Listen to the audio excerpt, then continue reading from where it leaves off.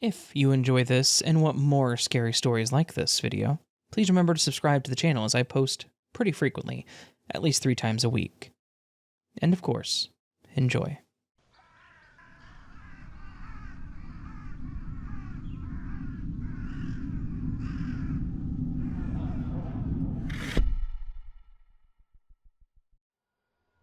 I have a story about when I used to manage a local coffee shop that, for me, was the most terrifying and downright unsettling thing that I have ever gone through. I didn't work for Starbucks or Tim Hortons or anything. It was a tiny little local coffee shop called Corner Cup Cafe. And when I say it was a tiny coffee shop, I mean tiny. We had 3 tables in the whole shop, and barely enough room to set up the shop's shelving and the merchandise. I'd been working there since the shop had opened, mostly because my mom was really good friends with the owner, Shelley. Shelley was a lovely lady, God rest her soul, who knew how to run a cafe. She knew how to make people love her product, and she had charisma like you would not believe. I had actually helped set up the sitting area, as small as it was, and she was more than pleased with it, so she hired me on full-time. I was also one of the only people willing to work the closing shift for the store, and there were a number of nights where I would be the only person that would be there by the end of the night. She would schedule a couple of people, but usually I would go ahead and send them home about an hour before close to cut the labor costs, because we would always be dead by the end of the night. That's all important to know, as what happened was after the other person had been sent home, so it was somewhere between 8 p.m. and 9 p.m. It was a pretty normal midweek night. We weren't busy, obviously, and there hadn't been a customer for about an hour or so I was just there chilling and cleaning up the line behind the counter, getting ready to clean up the front of the store so that I could finish up the closing checklist. To top it all off, it was a really dark night. It was storming out, and while I wasn't looking forward to the drive home in it, I was enjoying the rain pattering on the building while the coffee shop piano music played over the speakers. It was actually kind of mesmerizing, and very calming. As I'm finishing up the sweeping, the doorbell chimes and in comes a man that, to be honest, was a bit odd from the jump. I don't mean that he was wearing like a clown suit or anything, just that he was a bit off. He walked up to the register, didn't say a word, just pointed to the coffee dispenser behind me that held the house roast. I asked him what size he wanted, and he just kind of stared at me with this solemn look and didn't say a word. It was a bit awkward, but looking at this man, he looked like he was incredibly sad. Like he had just been to a funeral and was still reeling in the pain of his loss. When this clicked in my head, I started to feel bad for him. So I just said, "Hey, how about this? Since we're about to close, I'll go ahead and give you a large on the house. You just have to promise to come back another time if you enjoy it, okay?" Trying to be friendly and inviting as I could. Trying to give him a bit of a reason to smile if possible. But he didn't. He just sort of nodded, and it actually made me feel worse. I poured the coffee and placed it on the counter in front of him, and told him that I hoped that he had a lovely night, and then also mentioned that he should try to stay dry out there. He just nodded again, grabbed his coffee, and walked away. But instead of leaving, he sat at one of the tables and was just facing the window and watching the storm. Him sitting in the lobby wasn't something that I wanted. I was about to finish out closing, but I also didn't feel right kicking him out into the storm if we were going to be open for about another 20 to 30 minutes. I just accepted it, and I went back to cleaning up behind the line. I then also did some prep for the next morning's crew. After I finish up literally every cleaning thing that I can do, I glance down at my watch and see that it's about 10 minutes after 9 p.m., meaning that we had been officially closed for about 10 minutes. I felt bad about telling him to leave, but I had to count down the register, which I couldn't do until he left. Store policy was to never count down the cash in the drawer until the lobby was empty and the door was locked. Theft prevention for the most part. I looked up and politely said, "I'm sorry, sir, but I do have to ask that you finish up your coffee and head out. We closed at 9 and I have to wrap up so that I can head home." He didn't look over at me at all. He didn't say anything, he just continued to sit there and stare out the window. I'd mentioned that I would give him a few more minutes to finish his coffee, but that I would have to ask him to leave pretty soon so that I could lock up. I went to the back and did what I needed to there, and I walked up to the front and then pretended to count out the tips in the tip jar. Twice. The whole time, he just stayed there and did not leave. At that point, I figured that I needed to go ahead and be a little less polite. I walked over to the table where he was sitting and stood in front of him, just off to the side a bit, and said, "I'm really sorry, sir, but I have to ask you to leave. I need to lock the door and get out of here, so I really need you to go ahead and go. We open at 7 a.m. if you want to come back, but I have to get the store locked up and leave." When I said this, he glanced up at me and just sort of nodded. Then he stood up and slowly made his way to the door.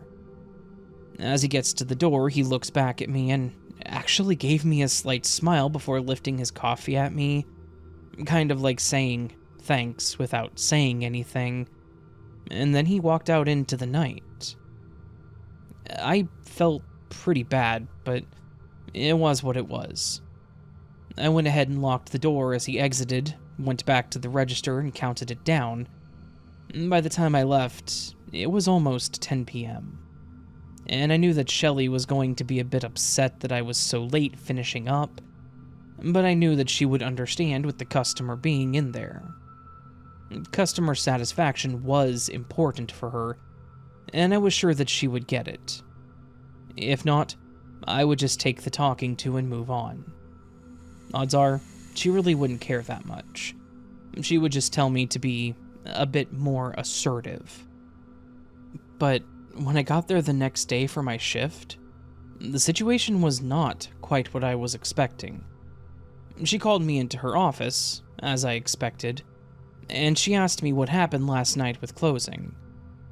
I told her that there was a last-minute customer, mentioned the guy that I had given the coffee to, and how he sat in the lobby late, and then told her that he looked like he'd had a really rough day and that, as much as I wanted to tell him to leave, I just couldn't bring myself to. He really looked like he needed a few minutes to himself. She stared at me with a confused look the entire time, and then asked me when the customer came in. I told her that it was around 8:30, 8:35-ish. She then asked me if I was feeling okay, which was a really weird thing to ask. I told her I was fine and asked her why. She turned to her computer and asked me to watch something. I watched as she opened up the footage for the camera and turned it back to around when I mentioned. I watched as I turned to the door and waved, and then leaned over the counter and looked like I was asking what I could get for someone. But there was no one there.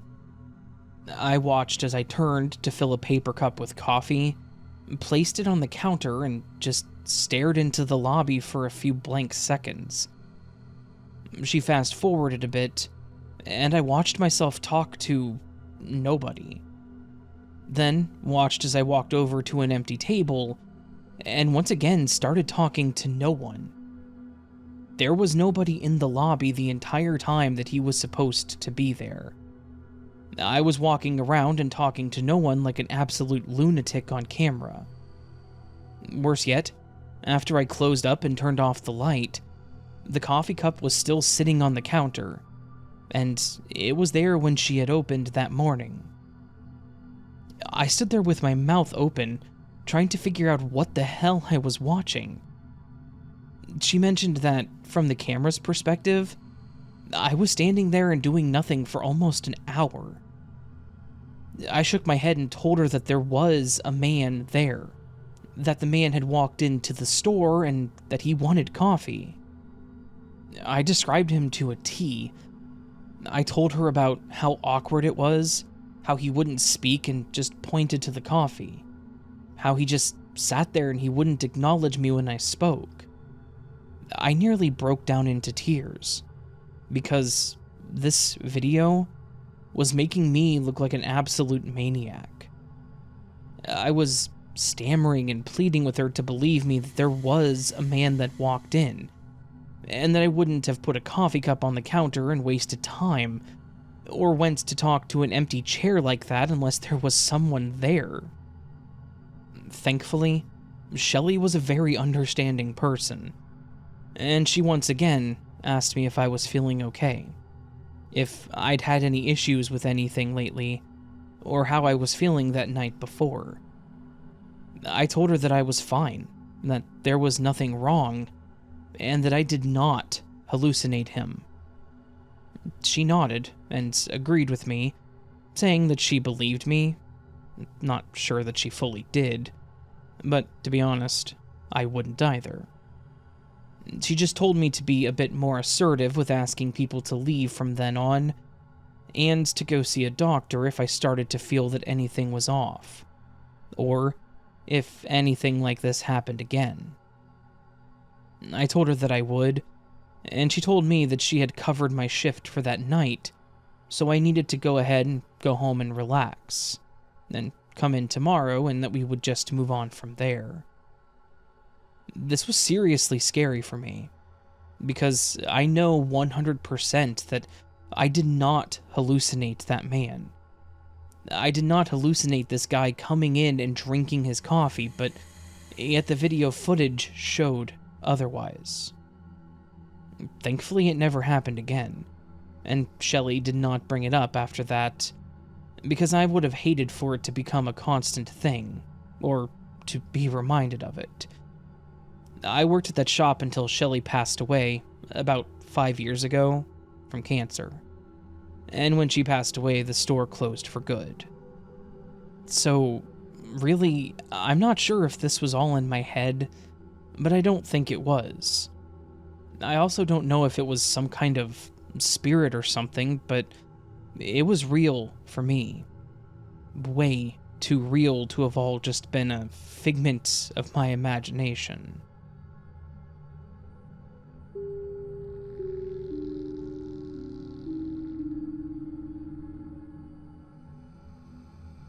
I used to work at a fairly popular coffee chain in my early 20s. It wasn't like the Green Mermaid coffee place popular, but it was a pretty big one in my state, nonetheless. I only worked there for a few years, though, because the back end of it was not nearly as fun and enjoyable as their coffee. If I may, don't get a job at a place that you love being a customer at. It may ruin your opinion of the place. Anyways, the job started out great. The benefits were pretty good considering the job, same with the pay. Some of the policies were a bit strange, maybe even unnecessary, but they were manageable. I even had some normal customers that I enjoyed seeing, and then there were some that you hoped that you would just never see again. One of those customers was this guy that we only knew as Willie. That's what he introduced himself as, and what he always had written on his cup. He was in his 50s. I know this because he liked to make comments like, "I've seen and heard a lot of things in my 50 years," and other similar things. He also made comments to a lot of our younger staff, including me, that he was old enough to be our dads. So, like I said, Willie was always friendly with us all, and while some of his comments started as just being cringy or cliche, he didn't initially seem like a bad guy. But then he started to get too comfortable with us. He would make jokes with the male baristas and thank them for his order, but when it came to the female employees, he took it a step further, attempting to be flirtatious. It was never overtly explicit, just uncomfortably tame, conveniently always leaving management with no grounds to intervene. Their stance was always clear. Unless he crossed a line, made threats, or engaged in truly inappropriate behavior, they couldn't, or more like wouldn't, take action. So, we all dealt with it. We were put in a grin and bear it kind of situation, and most days that's what we did. Sometimes some of us girls that he seemed to favor would hide in the back until he left, but that wasn't always an option. He would sometimes come in the middle of a rush, leaving us trapped. We would stand at the register as he very obviously stared at our chests. I don't know if he didn't care or if he really thought he was being sneaky, but we all noticed. He made me rethink how we dressed under our aprons. The uniform was pretty laxed, black or tan pants and a single plain colored shirt. Our apron had the store names on them, colors, and our first name on it, so they just told us to keep it simple. I started wearing baggier clothing and even sweaters under my apron. His looks alone chipped away at our comfort. He even made comments to some of the male baristas about us. One of those times was about me, but I was on the other end of the bar helping another customer, so I didn't hear him at the time. Apparently what he had said was undeniably inappropriate and left the barista visibly uncomfortable. When I happened to look in their direction, I could see how red his face was and the obviously fake smile he had plastered on his face. He later confirmed to me that Willie did make a comment about me, but that he didn't want to repeat it. That told me all that I needed to know. I once again told one of the managers, and they said that they would look into it, but the barista said he was never approached about it either. It was obvious that this guy didn't care how he made other people feel, and that he was pretty much getting away with it. Then came the day that it all boiled over. I was out on the floor at the self-serve drink station, refilling the creamer carafe and the sugar packets. It was right after the lunch rush, so I wanted to take the chance to clean up the lobby before our last evening rush came in. I was slightly leaning over a small table to grab the straw container in the back when I felt someone's arm wrap around my waist and quickly make their way up. I didn't know who it was at first, until they spoke, once again making a disgusting comment. It all happened so fast. My heart raced and my reflexes kicked in, causing me to swing my arms back in defense, making Willie let go. When I turned around, there he was, giggling like a child and smiling like he had just played some harmless prank. My anger surged, and I yelled at him. "What the hell is wrong with you? What makes you think that is okay?" But instead of remorse, he laughed and commented, "Oh, come on. Everyone needs a hug now and then, right?" I felt embarrassed, violated, and I was seething with anger that it was ever able to even get this far. I took off towards the back to get the manager, still spouting things off to him as I walked. Jean was behind the counter at the time, but in my soured mood, I didn't even notice him at first. By the time I'd gotten back behind the counter, the manager had already come to the front and asked what was going on. I explained everything to him as Willie continued to give his order to Jean, who looked like he didn't know if he should continue with taking it. We both looked over at Jean when I mentioned him seeing everything, and he confirmed that he did. Willie again threw his hands in the air, claiming that he didn't mean anything by it and laughing. His laugh used to just annoy me, but that day, it pissed me off. He really thought that what he did was okay. and not once did he ever apologize. But what made it worse was when the manager, Carol, looked at me, annoyed. Like I was the problem. Like I was being dramatic. So I told her that if she didn't do something about him now, I was leaving.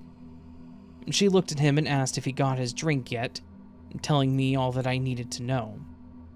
I grabbed my stuff from the back and walked out of the store.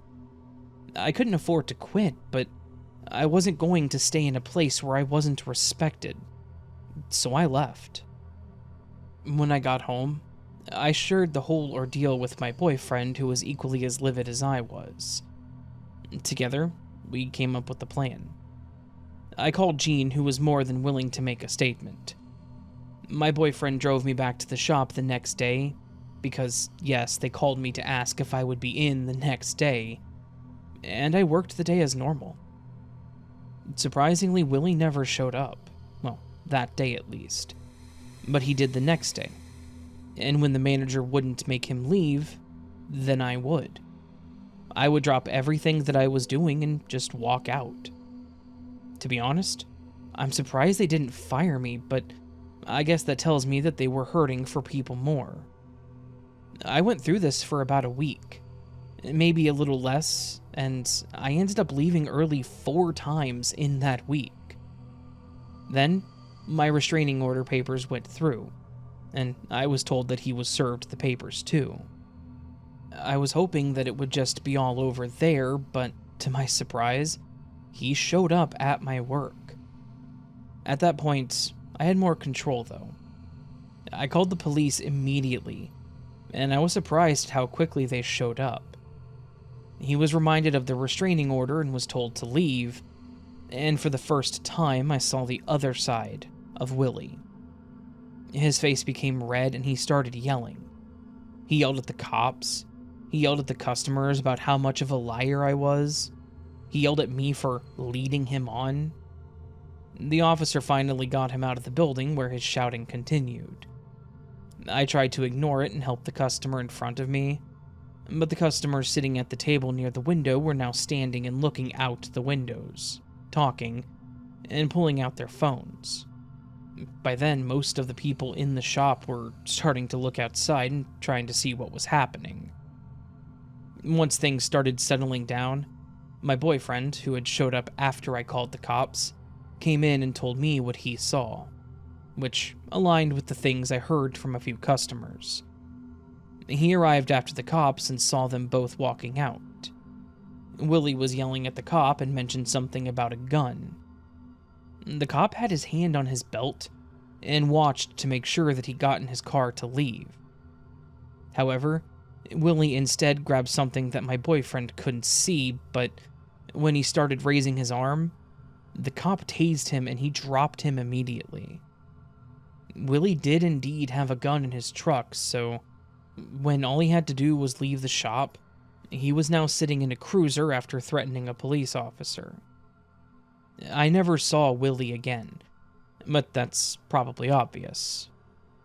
I'm not sure what, if anything, he was charged with, but I guess it must have either finally clicked in his head, or he was behind bars because I never saw him again. I only worked there for about another month though, as I could not deal with management. While they never said it, I feel like they, or at least Carol, thought that it was my fault. She was very dismissive with me, or would tiptoe around everything, like she was worried that I would report her or something. I wasn't going to tolerate Willie's actions, so I wasn't going to tolerate retaliation. I'm much happier with where I am now, and management takes that kind of stuff very seriously, and I'm grateful for that. I just wanted to share my experience because it did start out pretty tame. While still inappropriate, that's what it was, and I probably could have just dealt with the comments. But when it got physical, I knew that I needed to put my foot down. And yet, it escalated to possible violence. The fact that he was willing to do that to a cop honestly scares me, because What would he have done if he caught me as I was leaving? Or coming in? So, just a reminder, set your own boundaries, and don't let anyone bend them. Oh, and don't be afraid to call someone out and get help.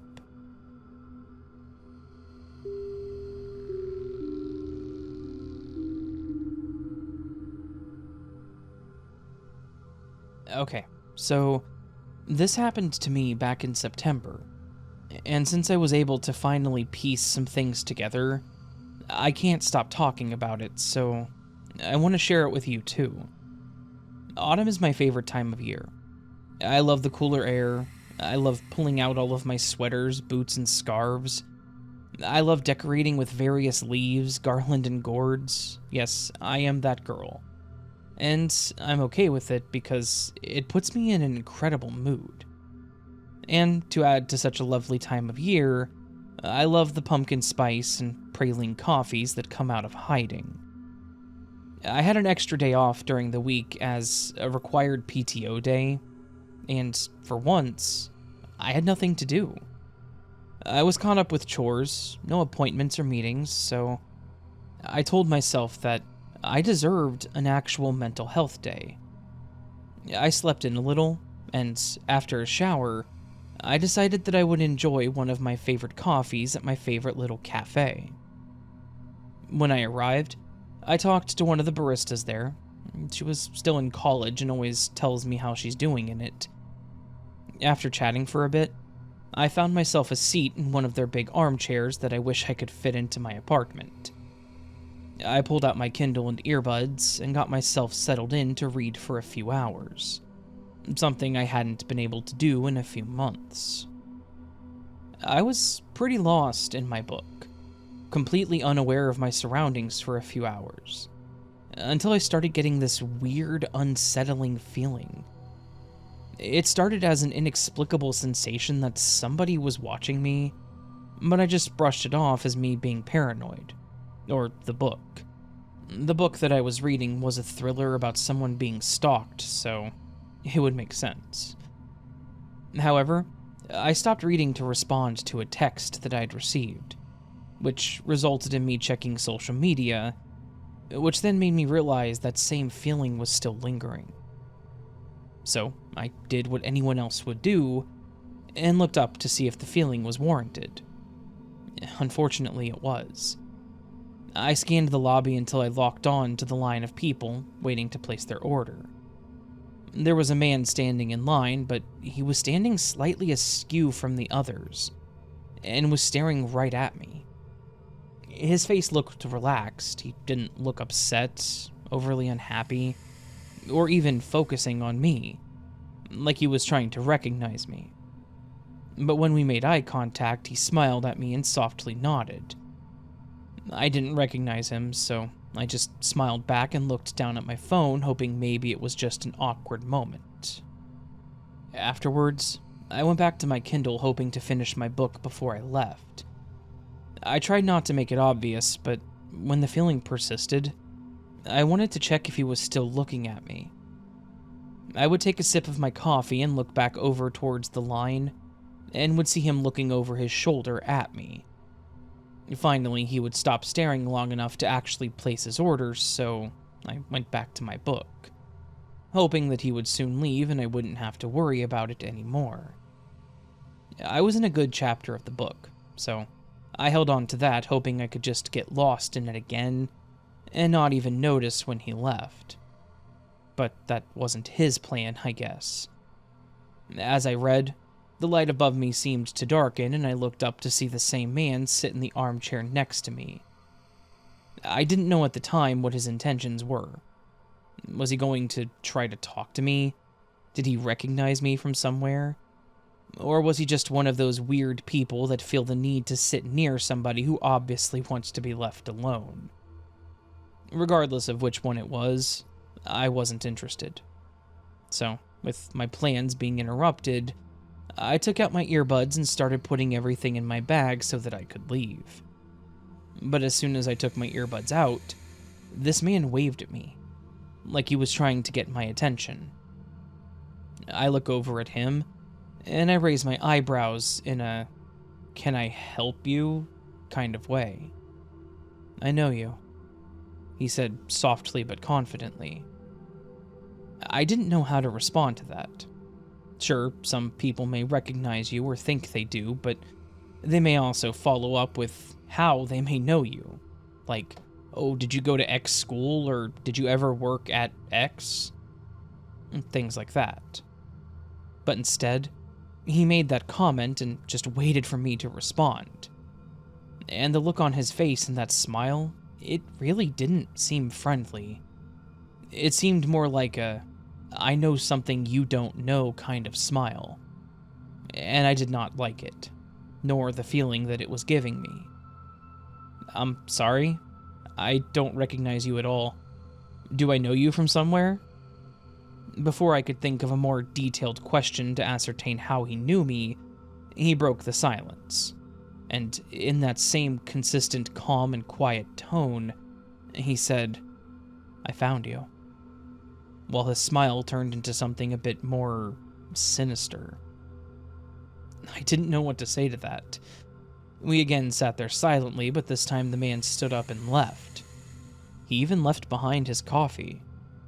Now that I was confused and kind of spooked, I went ahead and left, looking all around as I walked to my car and got in, locking the doors immediately. Who was that guy? And how the hell did he know me? And what did he mean by "found you"? It seemed so random but cryptic, and definitely cemented that feeling of paranoia. I went home and told my friends about it, and even wrote about it in my daily journal. I still had no explanation for his weird comment, though. My friend said that he was probably just being a jerk and wanted to play a prank on someone, and since I paid attention, he chose me. Or maybe he was caught staring at me and he needed to think of a reason.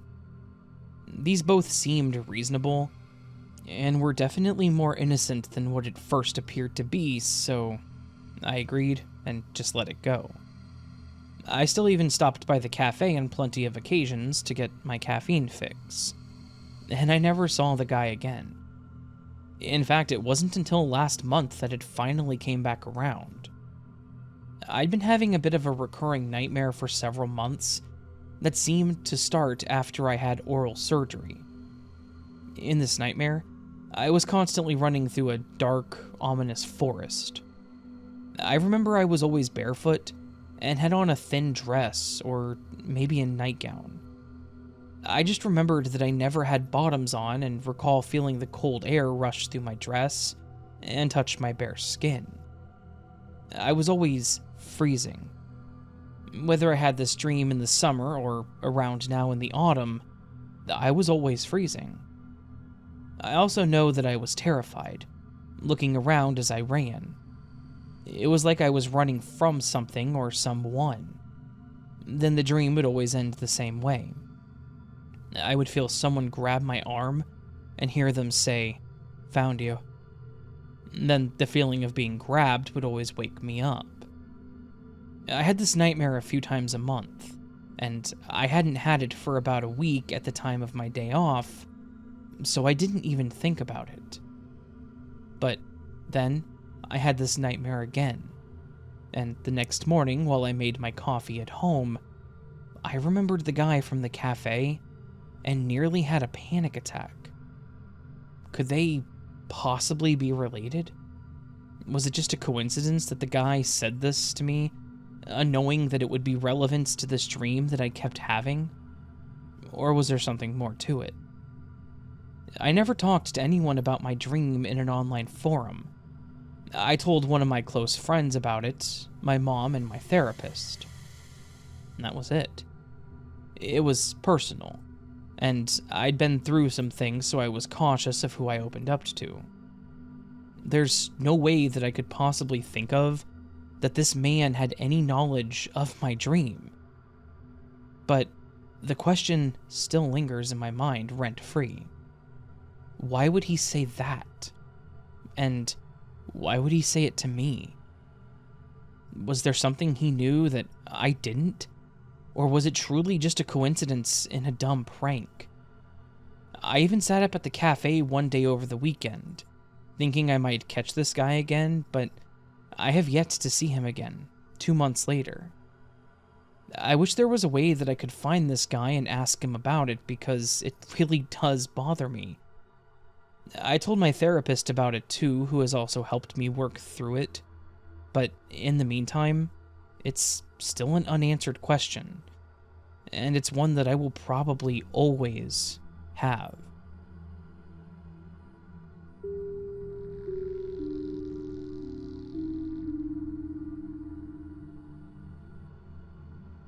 I used to work at a local coffee shop.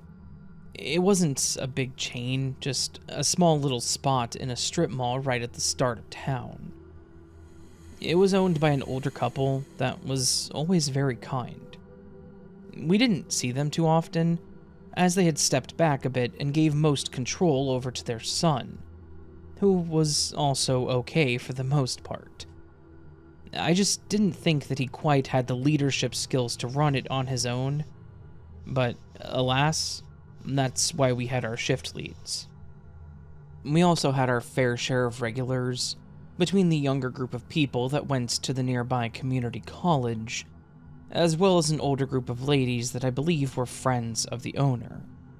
Again, very nice ladies, but they could also get loud. Louder than the college students even.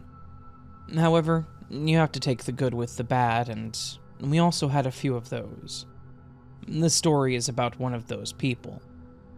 I'll call her Sandra because, well, that was her real name, and quite frankly, I don't care about her privacy anyways. Sandra was always one of our regulars, unfortunately, and she even became a running joke between not only us baristas, but to some of the customers. You could see them making eye contact with us when she would walk in, or whisper to the person they were with, who would then look over at her. It was as if a dark cloud would settle over the place every time she entered. She always ordered the same thing, and while the order itself was pretty simple, she always made it worse than it needed to be, and would find the smallest thing to complain about. She ordered 2 drinks. A hot one that had to be a specific temperature or higher, and a cold one. The cold one, she always wanted 2 pumps of the fruit syrup, and 4 pumps of the cane sugar. Then she wanted us to shake it, as we normally did with our cold drinks, but she never wanted us to put the ice in the cup. If she caught even a single sliver of ice when we handed her her drink, she would lose her mind. She claimed that the cold drink was for later, so if we added ice, it would get watered down. A single ice cube isn't going to make a difference in all that sugar, but it was never worth arguing with her. Then, she also ordered the same food item. She never stayed and tried anything else, but the problem with that is that it's one of our more popular items. Because it's a small local business, a lot of the food, especially the pastries, are made from scratch in the small kitchen in the back.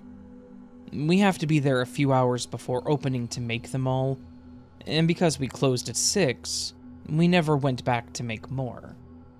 We even made extra of those compared to everything else because they are so popular, but they still sell out almost every single day. Once we were out for the day, and that was it. Most people understood this, but Sandra never did. The time that she came in wasn't consistent. She might come in close to opening one day, but then not come in until noon the next day. And when she came in at noon, chances are we were out of the lavender scones that she always got. So, the bigger problem with Sandra's order was her reaction when something would go awry. She would become unglued and complain until one of our leads would come out, and she would demand a refund, or something for free, or a certificate.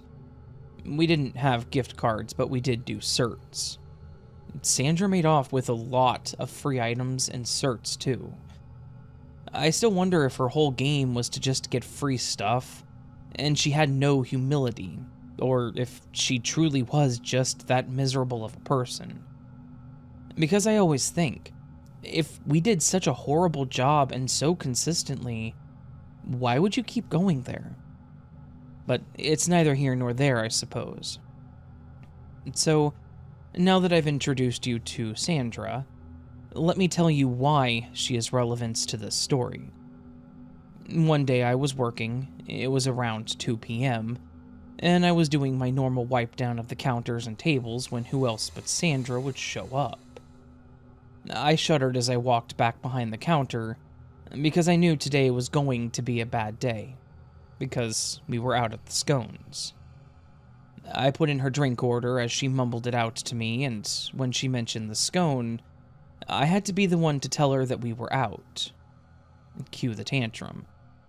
Before I could say anything past, "We're actually already out of those for the day," she was already demanding a manager. There was no point in trying to say anything else, so I went straight to the back to get Jamie. He came out and, already exasperated, he asked Sandra what the problem was.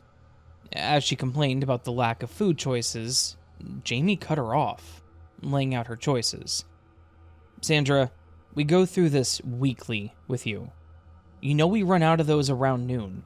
Nothing you've ordered so far has been wrong because we haven't even made it yet. You just didn't get an item you wanted because it's sold out, not because there's something wrong with it. You can choose something else, or just be happy with your drinks, but you're not getting a refund for something you didn't even get." It may not have been verbatim of what he said, but it was pretty much that. And to be honest, it was satisfying to hear. Sandra, on the other hand, was not happy. Her face was showing it as she turned more and more red.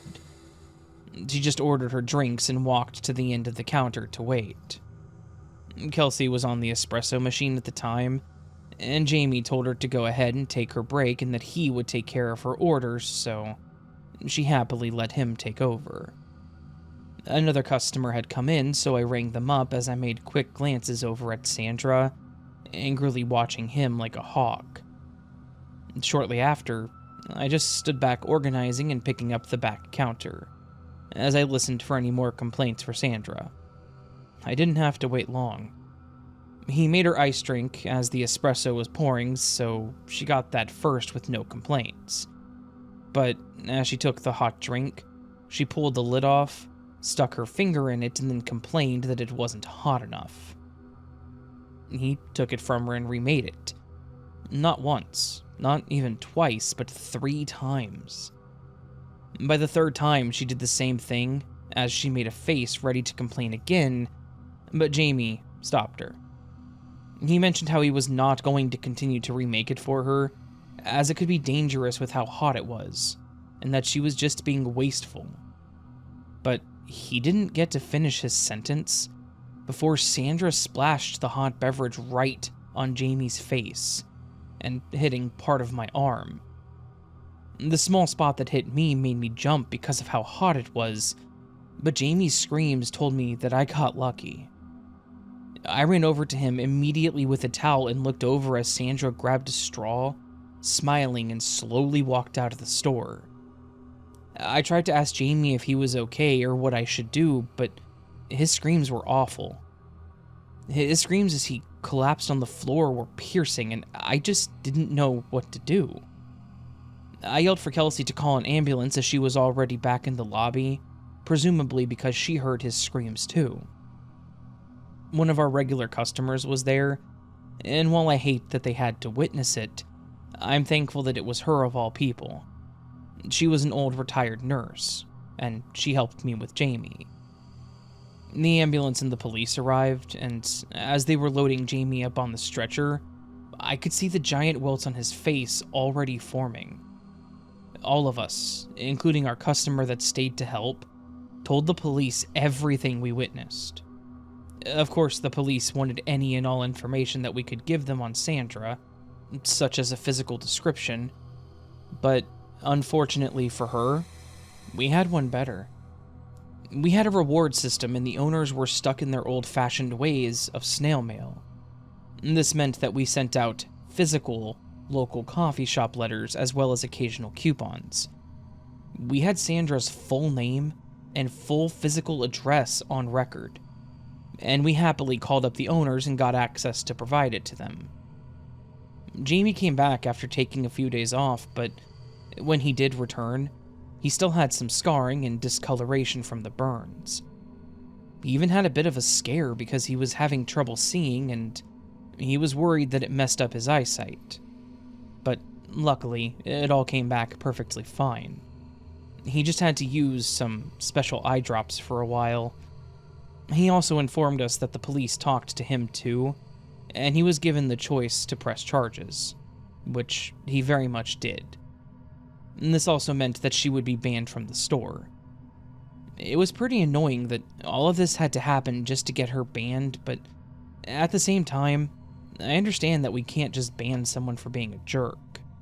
It's not how things work. But she did decide to take it too far. The thing is, Jamie explained to us that he not only wanted to make her drinks so he knew they were right, but because he was actually on edge, and worried that she might try something, since he stood his ground and he was happy that it happened to him and not one of us. I was thankful that he was always so willing to look out for us. He'd always been a very protective manager of all the baristas, and is still one of my favorite managers, but those screams he let out that day were absolute nightmare fuel. I had never heard a grown man scream like that in pain, and I had no idea what to do. But he did recover with no scarring. Sandra was charged with assault, I believe, and the owners actually agreed to put up a sign warning people that if they're abusive to the staff, they will be told to leave. So, I guess that's an improvement. I just hope that Sandra's not out there bullying someone else over a simple cup of coffee.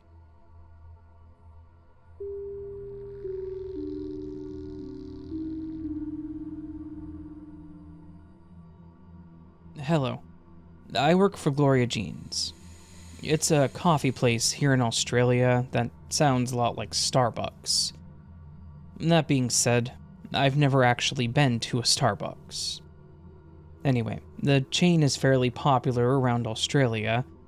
I've worked here for about 2 years, and I started when I went to university studying women's studies.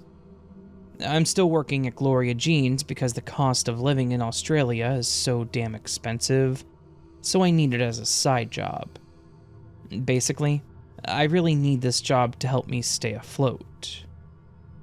I was serving in the morning rush of people who were waiting with varying degrees of patience for their morning coffee, when I noticed a woman that I hadn't seen before. I asked her for her order, and, to be honest, I don't remember what it was, nor her name. It's hard to remember it at all. The morning rush was over, and she was still there. There was nothing that weird about her, and she didn't give us any trouble like our Karen or Darren characters would. I asked her if she was okay, and she asked me how I was doing. I said that I was okay, just the morning rush can be intense. She asked if she could ask me a few more questions, and since it was quiet and management likes when we have a good rapport with the customers, I agreed. She asked me if I had a partner, and I said no, not at the moment, and I swear that her face lit up. So far, nothing was super weird, but I apologized to her and told her that I wasn't looking. She really didn't look fazed. Every day after that, she showed up and she wanted to speak with me. It was getting annoying. She would wait there all day and follow me when I had my time off work. I told her that I was on break and needed some space to eat and to rest. And she would sit at the table across from me staring and eating her food. She hadn't done anything violent, just really weird. I asked her to be left alone, and she sulked and got up and left. But she was back again the next day. I talked to my manager about it, and he really did not take it seriously. I had to take my car into the repair shop to get fixed, so I had to catch the bus instead. I hate taking public transport, but it was either that or an Uber. I wanted to save some cash, so... Anyways, she was on the same bus and got off at my stop. I had to sneak through different apartment blocks to hide from her so that she wouldn't know where I lived. I told my manager all about what had happened that day, and finally, he asked her to leave the store. I tried ignoring her. One day I had to work late, and I was walking out to where I had parked my car, and when I got out there, she was sitting on my car and was waiting for me. I said, "Hey, what the hell are you doing?" And she said that she had been waiting for me all day and that she'd missed me. I told her to leave me alone and drove home. This was where I made a big mistake. I didn't realize that she had put an AirTag on my car and found out my address. Over the next couple of months, I was sure that someone was looking through my windows. One of my plants was stolen. I'm not sure if it was her or not, but yeah. And I noticed strange little bottles on my front step. It was incredibly weird. I didn't see her at my house until I realized I forgot to take the bins out, so I did that, came back inside, and closed and locked the door. Then, I got back inside and saw her sitting in my living room. I let out a scream when I saw her, and a maniacal grin spread across her face. She told me that she'd been waiting so long for this. I ran to my phone and I called the cops while she was trying to take the phone from me, screaming at the top of her lungs that she loved me and that I was hers. I was backed up into the kitchen when she grabbed one of the knives and started to threaten me with it. I punched her to get her away from me. Then the crazy woman started slicing into her own arm. It was the most insane thing I have ever seen. My neighbors heard the screaming and the police and an ambulance came to take her away. She'd lost a lot of blood. And surprisingly, the cops were able to get her to drop the knife. I don't know what I would have done if they were forced to use lethal force in my home. She was arrested, and I think that she was sent to a mental health facility. I do hope that she is okay. I'm just happy to be done with it.